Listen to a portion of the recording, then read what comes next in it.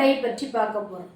எழுத்து அப்படின்னா நம்ம எல்லாருக்குமே தெரியும். எழுத்துக்கள், உயிரெழுத்துக்கள், மெய்யெழுத்துக்கள், உயிர்மெய் எழுத்துக்கள், ஆயுத எழுத்து அப்படின்னு சொல்லிட்டு எழுத்துக்களை நாம 4 வகையாக பிரிக்கின்றோம்.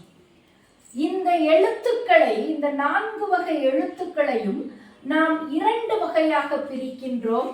அவை முதல் எழுத்து, இன்னொன்று சார்பெழுத்து. முதல் எழுத்து அப்படின்னா என்ன அப்படின்னு சொல்லிட்டு சொன்னா, மொழிக்கு முதலாக இருக்கக்கூடிய இன்னொரு எழுத்து தோன்றுவதற்கு முதலாக இருக்கக்கூடிய எழுத்துக்களை நாம என்னன்னு சொல்றோம் அப்படின்னா முதல் எழுத்துக்கள்னு சொல்றோம். இந்த முதல் எழுத்துக்கள் எதெல்லாம் அப்படின்னு சொன்னா, உயிர் 12ம் மெய் 18ம் ஆகிய 30 எழுத்துக்களும் முதல் எழுத்துக்கள் ஆகும். எதனால நாம இவற்றை முதல் எழுத்துக்கள் அப்படின்னு சொல்றோம் அப்படின்னு சொன்னா, உயிரெழுத்தும் மெய்யெழுத்தும் சேர்ந்து இன்னொரு ஒரு புதிய எழுத்தாகிய உயிர்மெய் எழுத்தை உருவாக்குவதால் இது முதல் எழுத்து என்று அழைக்கப்படுகின்றது. அதாவது புதிய ஒரு எழுத்து உருவாகுவதற்கு முதற் காரணமாக இருக்கக்கூடிய எழுத்துக்கள் இந்த உயிரெழுத்துக்களும் மெய்யெழுத்துக்களும். ஆகையால் இவற்றை நாம் முதல் எழுத்துக்கள் சொல்றோம். இக்கென்ற மெய்யெழுத்தும் ஆ என்ற உயிரெழுத்தும் சேர்ந்து க என்ற உயிர் மெய்யெழுத்து உருவாகின்றது. இந்த எழுத்து உருவாகுவதற்கு முதற் காரணமாக இருக்கக்கூடிய எழுத்துக்கள் இந்த 2 ஆகையால் இவற்றை நாம முதல் எழுத்துக்கள் அப்படின்னு சொல்றோம். அடுத்து சார்பெழுத்துக்கள். சார்பு அப்படின்னா என்ன அப்படின்னு சொன்னா, நம்மால் தனித்து ஒரு செயலை செய்ய முடியாமல் இன்னொருவரை சார்ந்து ஒரு செயலை செய்வது. உதாரணமாக, குழந்தைகளால் தனித்து ஒரு செயலை செய்ய முடியாது. ஒரு குறிப்பிட்ட வயது வரை தங்களுடைய பெற்றோர்களை சார்ந்து இருக்கின்றார்கள். அது மாதிரி எழுத்துக்களிலும் சில எழுத்துக்களால் தனித்து இயங்க முடியாமல் பிற எழுத்துக்களை சார்ந்து இயங்கக்கூடிய எழுத்துக்களை நாம சார்பெழுத்துக்கள்னு சொல்றோம். அவை மொத்தம் 10 வகைப்படும். இருக்கை விரல்கள் 10. சார்பெழுத்துக்கள் மொத்தம் 10 வகைப்படும். அவை உயிர்மெய், ஆய்தம், உயிரளபடை, ஒற்றளபடை, குற்றியலுகரம்,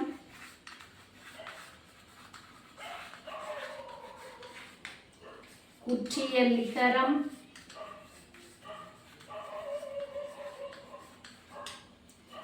ஐகார குறுக்கம்,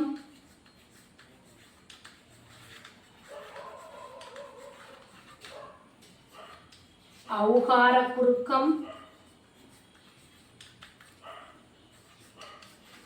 மகர குறுக்கம், ஆயுத குறுக்கம் என மொத்தம் சார்பெழுத்துக்கள் 10 வகைப்படும். இந்த 10 வகை சார்பெழுத்துக்கள்ல இப்போ நாம பார்க்க போறது எதெல்லாம் அப்படின்னு சொன்னா, அளபடைகள். அளபடை நம்ம இந்த 10ல 2 அளபடைகள் இருக்கின்றன. அவை உயிரளபடை, இன்னொன்று ஒற்றளபடை. இந்த அளபடைகள் பற்றி தான் நாம பார்க்க போறோம். அளபடை. அளபடை 2 வகைப்படும்.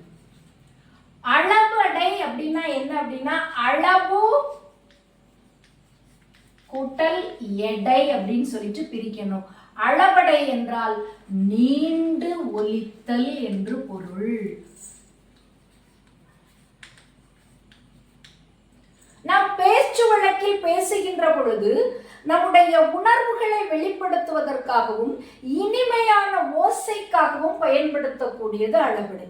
தெருக்கள்ல தயிர் விற்கிறவங்களா இருக்கலாம், மோர் விற்கிறவங்களா இருக்கலாம், பூ விற்கிறவங்களா இருக்கலாம். அவங்க எந்த பொருளை கூவி விற்கின்ற பொழுதும் அதை நீட்டி சொல்லுவாங்க. பூவே பூ, தயிரே மோரேன்னு சொல்லுவாங்க.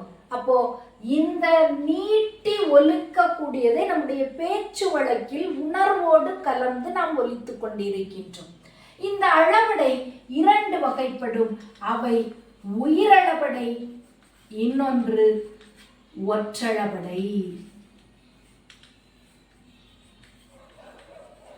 நாம முதல்ல பார்க்க போறது என்ன அப்படின்னு சொன்னா உயிரளபடை. உயிரளபடை அப்படின்னா என்ன அப்படின்னு சொன்னா, உயிரெழுத்துக்கள் மொத்தம் 12. இந்த 12 உயிரெழுத்துக்களில் செய்யுளினுடைய ஓசை குறைகின்ற பொழுது நெடில் எழுத்துக்கள் 7 அளவெடுக்கும். இந்த நெடில் எழுத்துக்கள் 7 அளவெடுக்கின்ற பொழுது இது அளவெடுப்பதை குறிப்பதற்காக அவற்றின் இனமாகிய குறில் எழுத்துக்கள் 5 அதன் அருகில் எழுதப்படும். இதுதான் என்ன அப்படின்னு சொல்லிட்டு சொன்னா உயிரளபடை என்று அழைக்கப்படுகிறது. உயிரெழுத்துக்கள் அளவெடுப்பதற்கு பெயர் உயிரளபடை எனப்படும். இந்த உயிரளபடை 3 வகைப்படும்.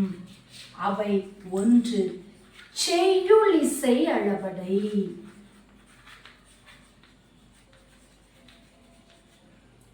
செய்யுளின் ஓசை குறைகின்ற பொழுது அந்த ஓசையை நிறைவு செய்வதற்காக சொல்லின் முதலிலும் இடையிலும் இறுதியிலும் அளபெடுப்பது செய்யுளிசை அளபடை எனப்படும்.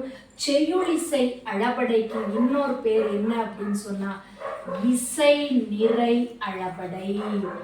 செய்யுளினுடைய ஓசை இசையை நிறைவு செய்வதற்காக அளவெடுப்பதால் இதற்கு இசை நிறை அளபடை என்று இன்னொரு பெயரும் இருக்கின்றது. ஓதல் வேண்டும்.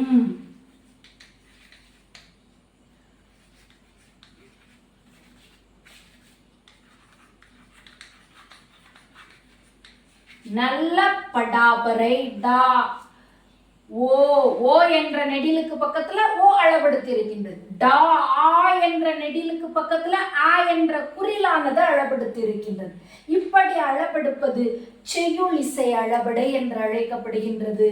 இந்த அளபடைகள் மொத்தம் 3 மாத்திரை அளவுகள் பெறும். 3 மாத்திரை எப்படி அப்படின்னா, ஓ என்ற நெடிலினுடைய மாத்திரை 2, ஓ என்ற குறிலினுடைய மாத்திரை 1. ஆக மொத்தம் அளபடை அப்படின்னு சொன்னாலே 3 மாத்திரை அளவுகளை இந்த அளபடையானது பெறுகின்றது.